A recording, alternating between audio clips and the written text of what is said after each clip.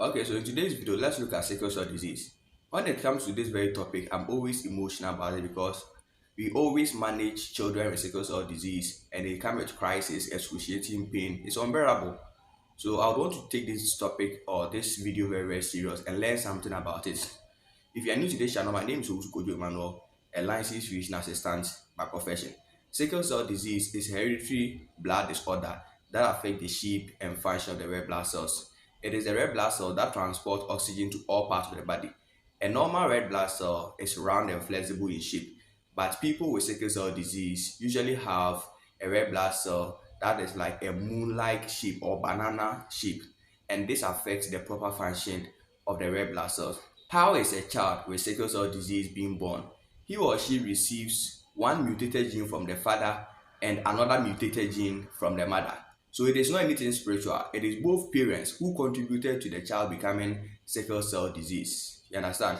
That is why most of the time we advocate that if you check your genotype and you notice that you have a sickle cell trait, it is not advisable to marry someone who also has a sickle cell trait because there's a likelihood that both of you can contribute a sickle cell gene and your child will end up becoming a sickle cell child. Now, how does this mutation even happen in the first place? Inside the blood, we have something called hemoglobin, and hemoglobin is being broken into heme and globin. The heme is the iron-containing substance in the blood, and globin is protein structure in the blood. Now, protein is being made up of a lot of amino acids, and one of these amino acids is glutamic acid. So, glutamic acid is found in every normal hemoglobin. But at some point, if there's an abnormality where this glutamic acid is being replaced with valine, it changes the normal structure of the hemoglobin. Hence, it causes this sickled state of the red blood cells. If you only receive only one mutated gene from, let's say, your father and another normal gene from your mother, you are not a sickle cell disease person. You are only a carrier. But for you to be a sickle cell disease person, you need to carry two mutated genes from your father and mother. Let us look at the complications of sickle cell disease. The kind of situations that they go through. The first one is vaso-occlusive crisis or pain crisis. If someone with sickle cell disease tells you that the person is experiencing some joint pains and some unbearable pain, the person is not lying.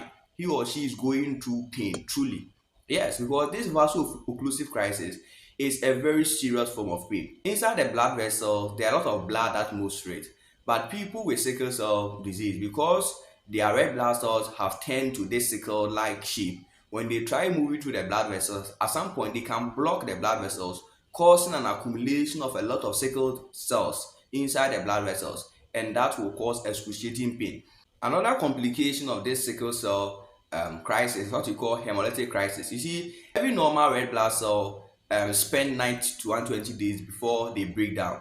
But because sickle cell patients have this abnormality with their red blood cell, they don't end up spending 90 days. You understand? They break down easily, far more before the 90 days even happens.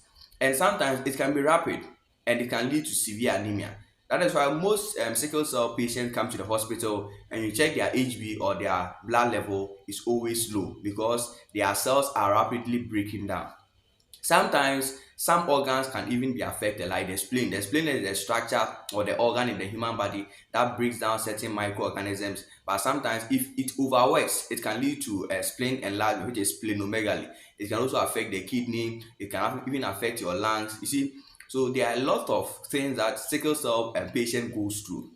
That is why in this video, I want us to create awareness for you to know that if you check your genotype and you notice that you have a sickle trait, you are AS, SS, you are SC, it's advisable not to marry someone who also has this sickle trait because there's a likelihood that both of you can contribute this sickle gene and your child might end up having sickle cell disease. If you find this video helpful, feel free subscribe to this channel for more videos, like this video and then share this video to many people.